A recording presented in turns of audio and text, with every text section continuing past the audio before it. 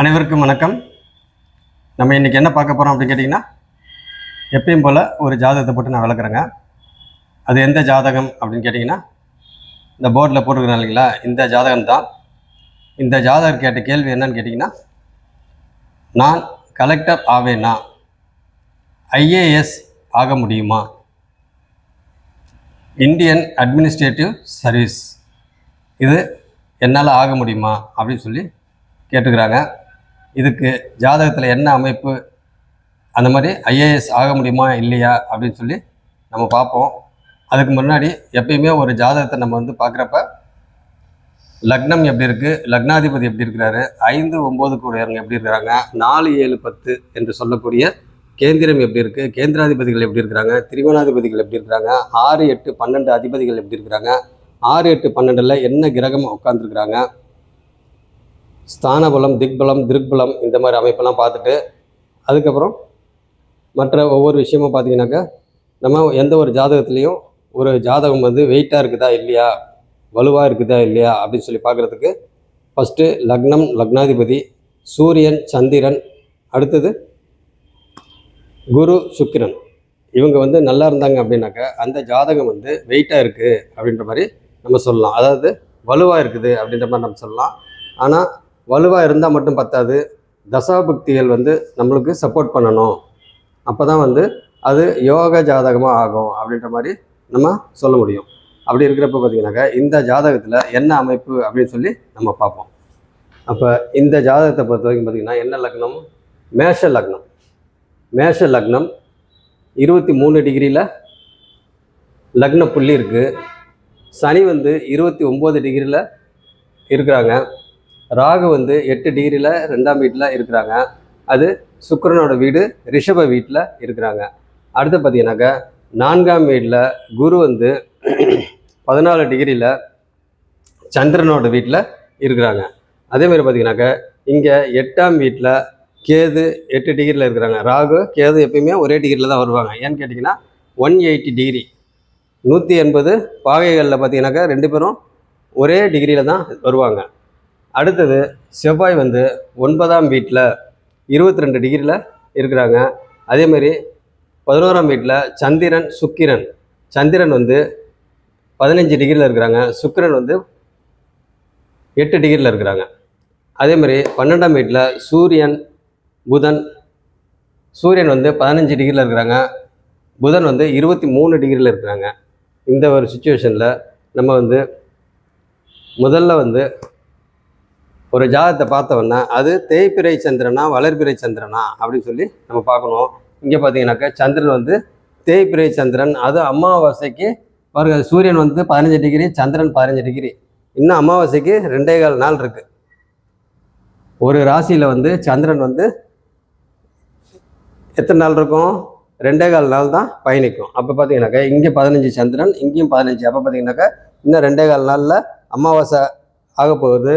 அப்படி இருக்கிற பார்த்தீங்கன்னாக்கா இருள் சந்திரனா இருக்கிறாங்க, இருள் சந்திரனா இருக்கிறாங்க. அப்போ பார்த்தீங்கன்னாக்கா சந்திரனோட நிலைமை இப்படி. அதே மாதிரி சூரியன்லேருந்து குரு என்னவா இருக்கிறாரு அப்படின்னு பார்த்தீங்கன்னாக்கா வக்ரமாக இருக்காரு. வக்ரமாக இருக்காரு. எப்படி வக்ரமாக இருக்காரு,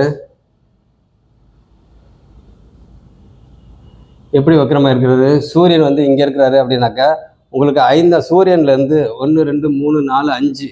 அப்போ 5ஆம் வீட்டிலேருந்து வக்ரம் ஸ்டார்ட் ஆகுது. 5, 6, 7, 8 இது வரைக்கும் வக்ரம். 9ஆம் வீட்டிலேருந்து வக்ர நிவர்த்தி ஆகிடுவாங்க.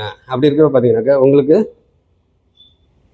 குரு வக்ரமாக இருக்காரு, 2வது உச்சமாக இருக்கிறாரு. அதேமாதிரி புதன் பார்த்தீங்கன்னாக்கா நீச்சமாக இருக்காரு. சரி, இப்போ பார்த்தீங்கன்னாக்கா உங்களுக்கு லக்னம் எப்படி இருக்குது அப்படின்னு சொல்லி பார்த்தா லக்னம் பார்த்தீங்கன்னாக்கா இயல்பாக இருக்குது. அப்போ லக்னத்தை சுபகிரகங்கள் யாராவது பார்க்குறாங்களா, பாவகிரகங்கள் யாராவது பார்க்குறாங்களா அப்படின்னு பார்த்தா எந்த கிரகமும் லக்னத்தை பார்க்கல. பாருங்கள், சனி பார்க்குறாரா இல்லை, குரு பார்க்குறாரா இல்லை, சந்திரன் பார்க்குறாரா இல்லை, சுக்கிரன் பார்க்குறாரா இல்லை, சூரியன் பார்க்குறாரா, புதன் பார்க்குறாரா, யாருமே இல்லை, செவ்வாய் பார்க்குறாரா, செவ்வாயும் பார்க்கல.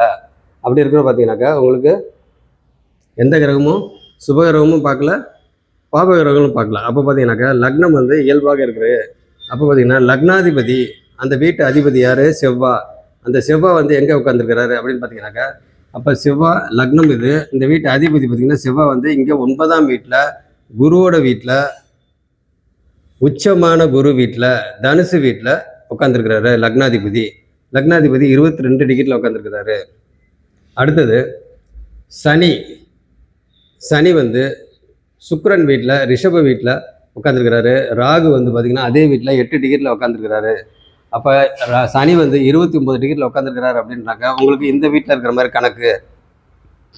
அப்போ சனி இருக்கிற வீட்டிலேருந்து பார்த்தீங்கன்னாக்கா எங்கெங்கே பார்க்குறாரு அப்படின்னு கேட்டிங்கனாக்கா 1, 2, 3 இங்கே பார்க்குறாரு. 7ஆம் பார்வையாக கேதுவை பார்க்குறாரு. அடுத்தது 8, 9, 10 இங்கே அவர் வீட்டை அவரே பார்க்குறாரு. அப்போ பார்த்தீங்கன்னாக்கா சனி வந்து சுக்கிரன் வீட்டில் சனி இருக்கிறாரு, சனி வீட்டில் சுக்கிரன் இருக்கிறாரு. அப்போ பார்த்தீங்கன்னா இங்கே பரிவர்த்தனை வருது, பரிவர்த்தனை அமைப்பு வருது. அப்போ பார்த்தீங்கன்னாக்கா உங்களுக்கு சனி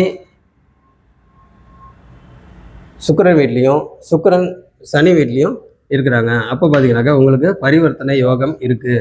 அப்போ சந்திரன் வந்து பார்த்தீங்கன்னாக்கா இந்த இடத்துல ஒளி பொருந்திய சந்திரனா இல்லையா அப்படின்னு பார்த்தா இருள் சந்திரன். ஆனாலும் இங்கே சுக்கிரனுக்கும் சந்திரனுக்கும் பார்த்தீங்கன்னாக்கா இங்கே 7 டிகிரி வருது, 7 டிகிரி வித்தியாசம் இருக்குது. அப்போ பார்த்தீங்கன்னாக்கா உங்களுக்கு 8 டிகிரிக்குள்ளே வந்தால் பிணைந்தது, 13 டிகிரிக்குள்ளே வந்தால் இணைந்தது, 22 டிகிரிக்குள்ளே வந்தாக்கா அப்போ தான் கொஞ்சம் கொஞ்சமாக உள்ளே வராங்கன்னு சொல்லி அர்த்தம். அப்போ பார்த்தீங்கன்னாக்கா இந்த இடத்துல இணைந்தது பிணைந்தது அப்படின்ற மாதிரி தான் நம்ம எடுக்கணும். அப்போ பார்த்தீங்கன்னாக்கா இங்கே சுக்கிரன்கிட்ட இருக்கிற ஒளியை வந்து சந்திரன் வந்து வாங்கிக்கிட்டு சந்திரன் வந்து சுபத்துவம் ஆகிட்டாரு. அப்போ பார்த்தீங்கன்னாக்கா இந்த இடத்துல சந்திரன் சுக்கிரன் 2 பேருமே பார்த்தீங்கன்னா சிம்மத்தை பார்க்குறாங்க. சரி, ரைட்டு. அடுத்தது பார்த்தீங்கன்னாக்கா சனியோட பார்வை எப்படி? குருவோட பார்வை பார்த்தீங்கன்னாக்கா 5ஆம் பார்வையாக கேதுவை பார்க்குறாங்க, 7ஆம் பார்வையாக மகரத்தை பார்க்குறாங்க. குரு வந்து 9ஆம் பார்வையாக பார்த்தீங்கன்னாக்கா உங்களுக்கு மீன வீட்டை சூரியன் புதனை பார்க்குறாங்க அப்படின்ற மாதிரி சொல்லலாம். அடுத்த செவ்வாய் பார்வை பார்த்தீங்கன்னாக்கா செவ்வாய் வந்து 22 டிகிரியில் இருக்கிறாங்க. அப்போ பார்த்தீங்கன்னாக்கா 4ஆம் பார்வை எங்கே பார்க்குறாங்க? 7ஆம் பார்வையாக மிதுனத்தை பார்க்குறாங்க, 8ஆம் பார்வையாக குருவை பார்க்குறாங்க. அப்போ செவ்வாயோட பார்வை சுபத்துவமான பார்வை, கெடு பார்வை கிடையாது. ஏன்னா குரு வீடு, உச்சமான குரு வீடு. அப்போ பார்த்தீங்கன்னாக்கா உங்களுக்கு செவ்வாய் பார்வை சுபத்துவமான பார்வை. அதே மாதிரி சனி பார்வை சுக்கிரன் வீட்டில் தான் இருக்கிறாரு. அப்போ பார்த்தீங்கன்னாக்கா அங்கே சுபத்துவமான பார்வை தான். அப்போ 29 டிகிரி இங்கே இருந்தாலும் இந்த வீட்டு அதிபதி இங்கே குரு வீட்டில் உட்காந்துருக்கிறாரு. அப்போ குரு பார்வை இருக்குது. அப்போ பார்த்தீங்கன்னாக்கா இங்கேயும் சுபத்துவம் தான். அப்போ பார்த்தீங்கன்னாக்கா சனி பார்வை வந்து இந்த வீட்டில் இருந்தாலும் அவரோட ஃப்ரெண்டு வீட்டில் தான் இருக்கிறாரு, இந்த வீட்டில் இருந்தாலும் சுக்கிரன் வீட்டில் அவரோட ஃப்ரெண்டு வீட்டில் தான் இருக்கிறாரு. அப்போ ராகு வந்து இந்த வீட்டில் இருக்கிறது நல்லதா கெட்டதா அப்படின்னு சொல்லி பார்த்தா ராகு பொதுவாக வந்து லக்னம் 2ஆம் வீடு, 7ஆம் வீடு, 8ஆம் வீடு இதெல்லாம் இருந்தாக்க ஒரு தோஷம் அப்படின்ற மாதிரி சொல்லுவாங்க. அப்போ வந்து திருமணத்தில் வந்து அந்த இடத்துல கொஞ்சம் பிரச்சனை வரும் அப்படின்ற மாதிரி சொல்லுவாங்க. பொதுவாக வந்து ராகு வந்து எந்தெந்த வீட்டில் இருந்தால் நல்லது அப்படின்னு சொல்லி பார்த்தா ராகு வந்து மேஷம், ரிஷபம், கடகம், கன்னி, மகரம் இந்த வீட்டிலலாம் இருந்தால் பொதுவாக நல்லது அப்படின்னு சொல்லி சொல்லுவாங்க. அதே மாதிரி கேது வந்து எந்த வீட்டில் இருந்தால் நல்லது அப்படின்னு கேட்டால் கன்னி, விருச்சிகம், கும்பம் இந்த வீட்டிலலாம் கேது இருந்தால் பொதுவாக நல்லது, பொதுவாக தான் சொல்கிறோம், அது பொதுவாக நல்லது அப்படின்ற மாதிரி சொல்லுவாங்க. அப்போ பார்த்தீங்கன்னாக்கா இப்போ கேது வந்து விருச்சிக வீட்டில் தான் இருக்குது, அப்போ நல்லது தான். அதேமாதிரி ராகு வந்து பார்த்திங்கனாக்கா பொதுவாக ரிஷப வீட்டில் இருக்கிறது நல்லது. மேஷம், ரிஷபம், கடகம், கன்னி, மகரம் இந்த வீட்டில் வந்து ராகு இருந்தால் நல்லது அப்படின்றப்ப இங்கே ரிஷப வீட்டில் இருக்கிறாரு, 8 டிகிரியில் இருக்கிறாரு. அப்போ பார்த்தீங்கன்னாக்கா அந்த வீட்டில் ராகு வந்து சுபத்துவம் ஆகிட்டாரு. இங்கே கேது வந்து பார்த்தீங்கன்னாக்கா செவ்வாயோட வீட்டில் கேது உட்காந்துருக்கிறாரு. அந்த செவ்வாய் எங்கே உட்காந்துருக்காரு? குருவோட வீட்டில் உட்காந்துருக்கிறாரு. அப்போ இந்த கேது வந்து அந்த வீட்டு அதிபதி போலேயே வேலை செய்வார், ராகு வந்து அந்த வீட்டு அதிபதி போலேயே வேலை செய்வார். ரெண்டாவது கூட எந்த கிரகம் இருக்குதோ அந்த கிரகத்து மாதிரியும் வேலை செய்வார். ரெண்டாவது வந்து ராகு வந்து எந்த கிரகம் பார்க்குறாங்களோ அந்த மாதிரியும் வேலை செய்வார். அப்போ பார்த்தீங்கன்னாக்கா உங்களுக்கு இந்த மாதிரி. அப்போ இங்கே கேது கூட யாருமே இல்லை, ஆனால் குரு பார்க்குறாரு. அப்போ குரு பார்க்குறதுனால இங்கே கேது வந்து பார்த்தீங்கன்னாக்கா சுபத்துவம். அப்போ பார்த்தீங்கன்னாக்கா உங்களுக்கு கேது வந்து குருவும் பார்க்குறாரு, சனியும் பார்க்குறாரு. ஆனால் சனி வந்து 29 டிகிரியில் இருக்கிறாரு அப்படின்றப்ப அங்கே சனியோட பார்வை இங்கே இல்லை, பெரிய அளவுக்கு இல்லை அப்படின்ற மாதிரி நம்ம சொல்லலாம். அப்போ பார்த்தீங்கன்னாக்கா சந்திரன் சுக்கிரன் இங்கே பார்க்குறாங்க, சூரியன் புதன் வந்து குருவோட பார்வையை வாங்கிட்டு அதுக்கப்புறம் சுபத்துவ பார்வையாக இங்கே பார்க்குறாங்க, கன்னியை பார்க்குறாங்க. அப்போ இது வந்து உங்களுக்கு கிரக நிலையோட அமைப்பு. அப்போ நடப்பு தசாபுக்தி குரு தசை ராக புக்தி செப்டம்பர் 2025 வரைக்கும் நடக்குது அப்படின்னு நம்ம சொல்லலாம். அப்போ பார்த்தீங்கன்னாக்கா இப்போ இந்த ஜாதகத்தை பொறுத்த வரைக்கும் அவங்க என்ன கேள்வி கேட்டாங்க அப்படின்னாக்கா ஐஏஎஸ் ஆக முடியுமா, கலெக்டர் ஆக முடியுமா அப்படின்னு சொல்லி கேட்டுக்கிறாங்க. இப்போ கலெக்டருக்கு உண்டான அமைப்பு என்ன? பொதுவாக அரசாங்கம், அரசு சம்மந்தப்பட்ட உயர் பதவி, அரசாங்கம் சம்மந்தப்பட்ட பதவி இதெல்லாம் வந்து ஒருத்தவங்களுக்கு கிடைக்கணும் அப்படின்னா கிரகங்கள்லாம் நல்லா இருக்கணும். அப்படி பார்த்தீங்கன்னா கிரகங்கள்னாக்க உங்களுக்கு எந்தெந்த கிரகம் நல்லா இருக்கணும் அப்படி சொல்லி பார்த்தா ஃபஸ்ட்டு அரசாங்கம் அப்படின்னாவே சிம்மம் சிம்மாதிபதி வலுத்திருக்கணும். சிம்மம் அப்படின்னாக்கா சிம்ம ராசி, இந்த இடம் வந்து சுபத்துவமாக இருக்கணும். அப்போ பார்த்தீங்கன்னாக்கா உங்களுக்கு சுக்கிரனால் சந்திரன் வந்து சுபத்துவம் ஆகிட்டு இவங்க 2 பேருமே பார்த்திங்கன்னா சிம்மத்தை பார்க்குறாங்க. அப்போ இந்த ஜாதகத்தில் மேஷ லக்னத்துக்கு 5க்கு உடையவங்க யார்? சூரியன் 1 2 3 4 5. அப்போ 5க்கு உடையவர் வந்து சூரியன். அவர் வந்து எங்கே உட்காந்துருக்காரு? 12ஆம் வீட்டில் போய் உட்காந்துருக்கிறாரு. 12ஆம் வீட்டில் வந்து மறைவு ஸ்தானத்தில் போய் உட்காந்துருக்கிறாரு. அப்போ 5க்கு உடையவர் இப்படி. 9க்கு உடையவர் யார்? குரு. அவர் வந்து 9க்கு உடையவர் குரு உச்சமாயிட்டார். அப்போ யோகர் என்று சொல்லக்கூடிய சூரியன் குரு இவங்க 2 பேரும் நல்ல விதமாக இருக்கிறாங்க. அதாவது எப்படி நல்ல விதமாக இருக்கிறாங்க அப்படின்னு கேட்டால் 5ஆம் அதிபதி யோகர் வந்து இவர் வந்து இங்கே உட்காந்துருக்கிறாரு, குருவோட வீட்டில் உட்காந்துருக்கிறாரு. உச்சமான குரு பார்வை வாங்கியிருக்கிறாரு. அப்போ பார்த்தீங்கன்னா இங்கே சூரியன் வந்து மறைவு ஸ்தானத்தில் இருந்தாலும் அங்கே வந்து பவராக இருக்கிறாங்க. அதே மாதிரி புதன் வந்து குரு பார்வையினால் உச்சமாயிடுச்சு. இந்த வீட்டு அதிபதி உச்சமாயிட்டாலே அங்கே பங்கம் ஆயிட்டாங்க அப்படின்னு அர்த்தம். அப்போ நீச்ச பங்கம் ஆயாச்சு. இன்னொரு விஷயம் சொல்கிறேன் பாருங்க. இந்த மறைவு ஸ்தானங்கள்லாம் வந்து மைனஸ்ன்னு வச்சுங்க. மறைவு ஸ்தானங்கள்லாம் மைனஸ். அதே மாதிரி வக்கரமானதும் மைனஸ்ன்னு வச்சுங்க. இங்கே கேது பார்த்திங்கன்னாக்கா ஆல்ரெடி வக்ரம் தான். அப்போ இதுவும் மைனஸ்ன்னு வச்சுங்க. அப்போ இங்கே எப்படி பலன் நம்ம எடுக்க முடியும் அப்படின்னு கேட்டிங்கனாக்கா குரு வந்து மைனஸ்ஸு வக்கரமானனால இங்கே 12ஆம் வீடு மறைவு ஸ்தானன்றனால இங்கே பார்த்தீங்கன்னா மறைவு. அப்போ இது மைனஸ்ஸு. அப்போ மைனஸ் இன்ட்டு மைனஸ் ப்ளஸ் அப்படி இருக்கிறப்ப இங்கே வந்து பார்த்தீங்கன்னாக்கா ப்ளஸ்னாவே என்னது? பாசிட்டிவ்.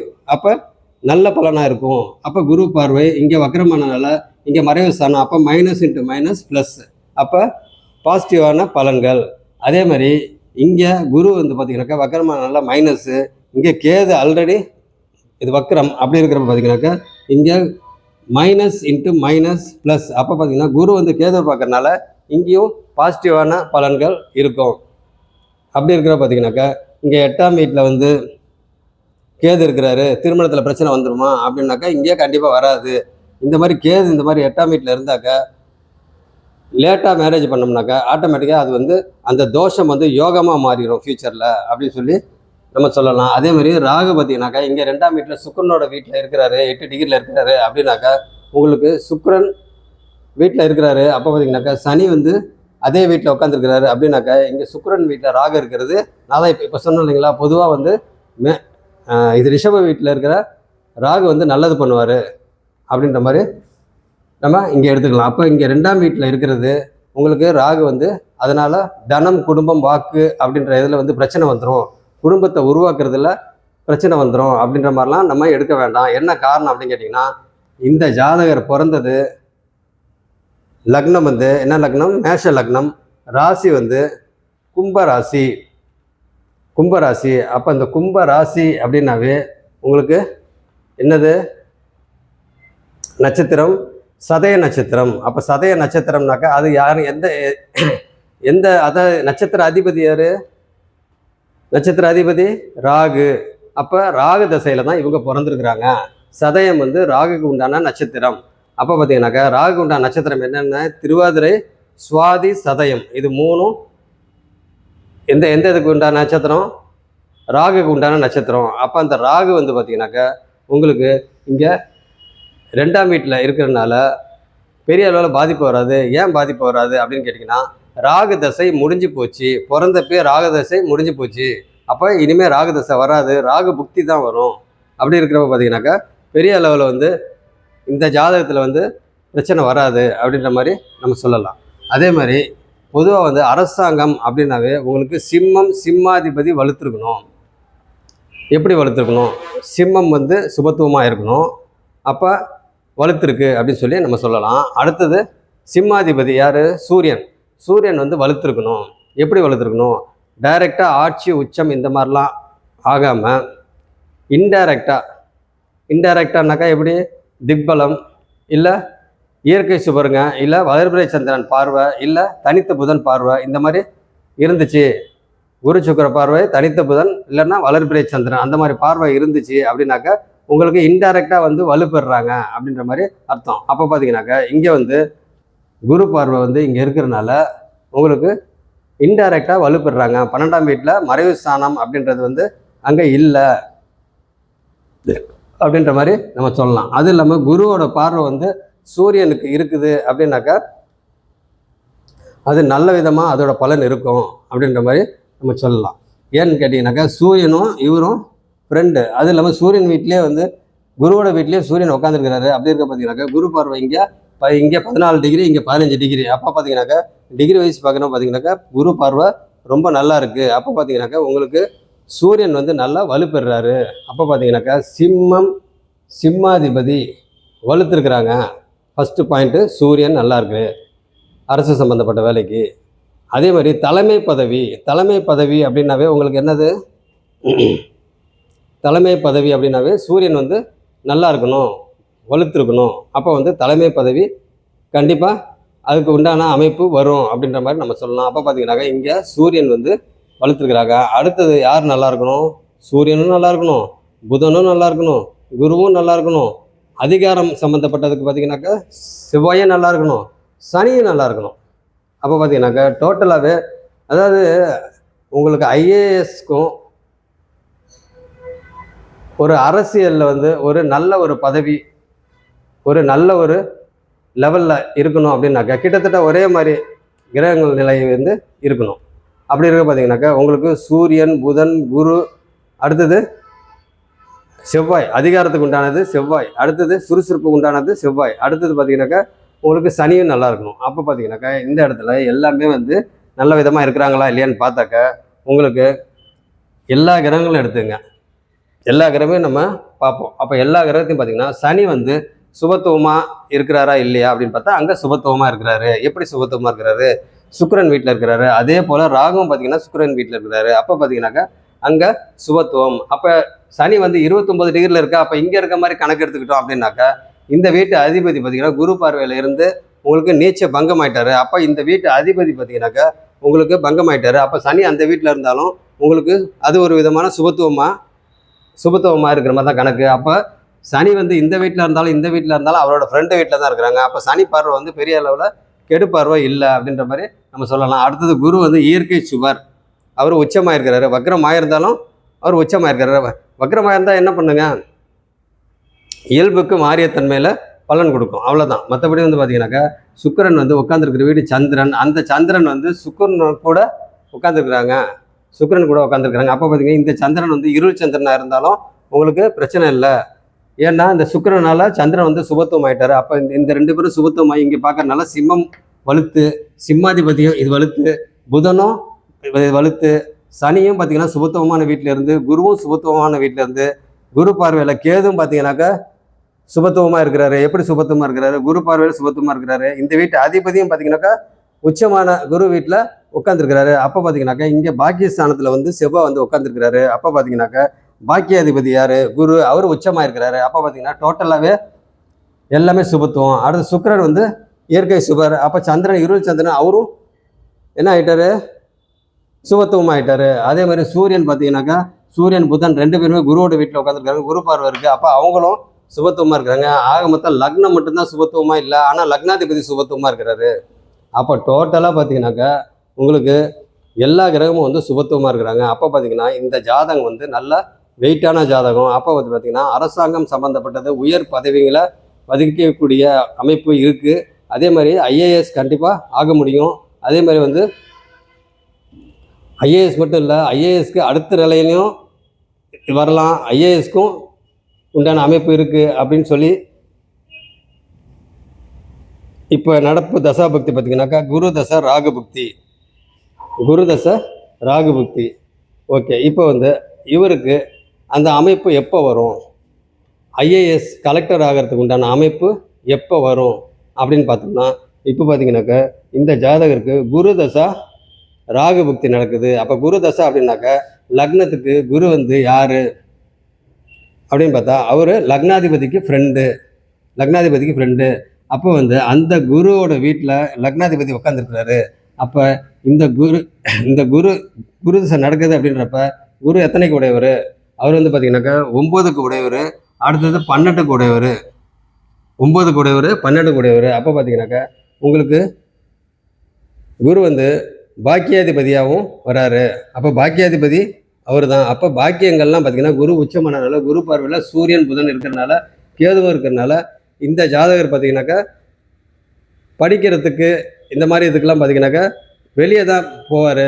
அவர் வந்து லோக்கல்லாம் இருக்க மாட்டார். அப்படி பார்த்தீங்கன்னாக்கா இந்த ஜாதகரை பொறுத்த வரைக்கும் எல்லாமே வந்து பிறந்த ஊரில் இருக்க மாட்டாங்க. மேல் படிப்பு, உயர் படிப்பு, இந்த மாதிரி ஒரு ஐஏஎஸ் சம்மந்தப்பட்ட இது எல்லாத்தையும் பார்த்தீங்கன்னாக்கா வெளியே போகிறதுக்கு உண்டான அமைப்பு தான் வரும். என்ன காரணம் அப்படின்னு கேட்டிங்கனாக்கா 8ஆம் வீடு, அந்த 8ஆம் வீட்டில் இருக்கிற கிரகம் பார்த்தீங்கன்னாக்கா சுபத்துவம், அந்த வீட்டு அதிபதியும் பார்த்தீங்கன்னா செவ்வாய் சுபத்துவம். அப்போ 8ஆம் வீடு 8, 12 சுபத்துவம் அப்படின்னாவே அவங்க வந்து பார்த்தீங்கன்னாக்கா வெளி மாநிலம், வெளி ஊர், வெளிநாடு இந்த மாதிரி போகிறதுக்கு சான்சஸ் வந்து ரொம்ப அதிகம் அப்படின்ற மாதிரி நம்ம சொல்லலாம். எப்பெல்லாம் வந்து கேதுவும் சூரியன் குரு புதன் இவங்கெல்லாம் எப்பப்பெல்லாம் சம்மந்தப்படுறாங்களோ அப்போல்லாம் பார்த்தீங்கன்னாக்கா வெளியே இருக்கிற மாதிரி வரத்துக்கு உண்டான வாய்ப்பு இருக்குது அப்படின்ற மாதிரி நம்ம சொல்லலாம். அப்போ இந்த ஜாதகருக்கு எப்போ அந்த கலெக்டர் ஆகிறதுக்கு உண்டான அமைப்பு இருக்குது அப்படின்னு சொல்லி பார்த்தாக்கா உங்களுக்கு குரு தசை ராகு புக்தி இப்போ நடந்துகிட்டு இருக்கு. 2025 செப்டம்பர் வரைக்கும் நடக்குது. அடுத்த தசை வந்து சனி தசா.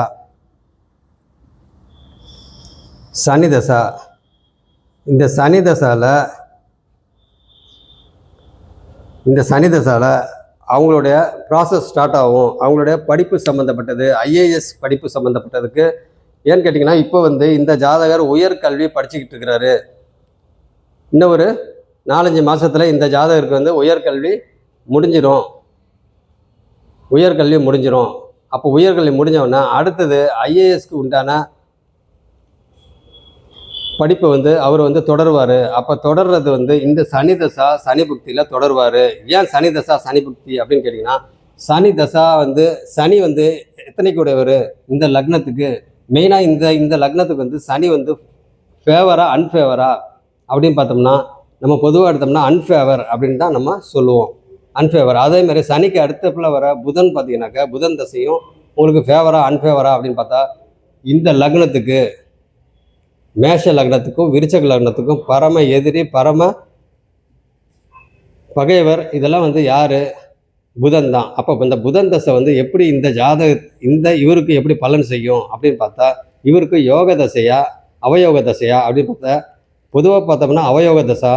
ஆனால் இந்த ஜாதகத்தை பொறுத்த வரைக்கும், இந்த இடத்த பொறுத்த வரைக்கும் சனி வந்து சுக்கிரன் வீட்டில் இருக்கிறாரு, சுக்கிரன் வந்து சனி வீட்டில் இருக்கிறாரு. இங்கே பார்த்தீங்கன்னா சனி தசையில் இங்கே பரிவர்த்தனை யோகம். அப்போ பரிவர்த்தனை யோகத்தில் என்ன பண்ணும், இங்கே லாபங்கள் எல்லாம் சனி தசைக்கு இப்போ நம்ம பலன் எடுத்தோம் அப்படின்னாக்கா, பரிவர்த்தனையோட பலன் எடுத்தோம்னாக்கா லாபங்கள் எல்லாம் சனியின் மூலியமாக நடக்கும். லாபங்கள் எல்லாம் சனியின் மூலியமாக நடக்கும். அப்போ உங்களுக்கு சனி இங்கே இருந்துக்கிட்டு இந்த வீட்டு பலனை செய்வார். லாபங்கள்னாக்கா என்னது, உங்களுக்கு எந்த லாபமாக இருந்தாலும் அந்த இடத்துல நல்ல விதமாக இருக்கும். அடுத்தது மூத்த சகோதரன், மூத்த சகோதரி இந்த மாதிரி யாராவது இருந்தாங்கனாக்கா உங்களுக்கு அவங்க மூலியமாக லாபங்கள் வர்றதுக்கு சான்சஸ் இருக்குது. அதே மாதிரி உங்களுக்கு சனி வந்து எத்தனைக்கு உடையவர், 10க்கு உடையவர், 11க்கு உடையவர். அப்போ ஜீவனாதிபதி ப்ளஸ் லாபாதிபதி ரெண்டுத்துக்குமே பார்த்தீங்கன்னாக்கா பொறுப்பு யார், சனி தான். அப்போ பார்த்தீங்கன்னாக்கா உங்களுக்கு சனி தசையில் உங்களுக்கு இங்கே நல்ல விதமாக நடக்கும். இன்னொரு விஷயம் என்ன கேட்டிங்கனாக்கா, இந்த வீட்டை வந்து குரு பார்க்குறாரு 7ஆம் பார்வையா, அப்போ இந்த வீடு வலுப்பெறுது. இந்த வீடு வந்து வலுப்பெறுது. அப்போ இந்த வீட்டு அதிபதி சுக்கிரன் வீட்டில் உட்காந்துருக்கிறாரு. அப்போ பரிவர்த்தனை அப்படின்றப்ப பார்த்தீங்கன்னாக்கா லாபங்கள் எல்லாம் சனியின் மூலியமாக நடக்கும். அப்போ சனி தசை இப்போ நடக்குது. அப்போ உங்களுக்கு சனி புக்தி, சனி தசா சனி புக்தி அப்படின்றப்ப உங்களுக்கு சனி அப்படின்னாவே உங்களுக்கு வேலைக்காரகன். அப்போ வேலை சம்மந்தப்பட்டது, அப்போ சர்வீஸ் சம்மந்தப்பட்டது, அப்போ சர்வீஸ் சம்மந்தப்பட்டது. அப்போ பார்த்தீங்கன்னாக்கா இங்கே குரு வேறு உச்சமாக இருக்கிறாரு. குரு வந்து உச்சமாக இருக்கிறாரு அப்படின்னாவே சூரியனை பார்க்குறாரு, புதனையும் பார்க்குறாரு. அப்போ புதன் வந்து எந்த வீட்டுக்கு உரியவர்? அப்போ புதன் வந்து பார்த்தீங்கன்னாக்கா உங்களுக்கு 3க்கு உடையவர், அடுத்தது 6க்கு உடையவர். புதன் தசா எப்படி இருக்கும் அப்படின்னு கேட்டீங்கன்னாக்கா இங்கே 3க்கு உடையவர், 6க்கு உடையவர். அப்போ 3க்கு உடையவர் அப்படின்னாக்கா உங்களுக்கு அந்த இடத்துல தைரிய, வீரிய, புகழ், உபஜயஸ்தானம், வெற்றி ஸ்தானம். அப்போ அந்த இடத்துல பார்த்தீங்கன்னாக்கா உங்களுக்கு நல்ல விதமாக இருக்கும். அப்போ புதன் வேற இங்கே பார்க்குறாரு. அப்போ இந்த வீடு வந்து கடன், நோய், எதிரி, அந்த வீட்டு ஆதிபத்தியம் கடன், நோய், எதிரி அப்படின்னு சொன்னாலும் அந்த வீட்டில் வந்து ஒரு நல்ல வேலை கிடைக்கும் அப்படின்ற மாதிரி நம்ம சொல்லலாம். அப்போ பார்த்தீங்கன்னாக்கா உங்களுக்கு இந்த ஜாதகரை பொறுத்த வரைக்கும் சனி தசா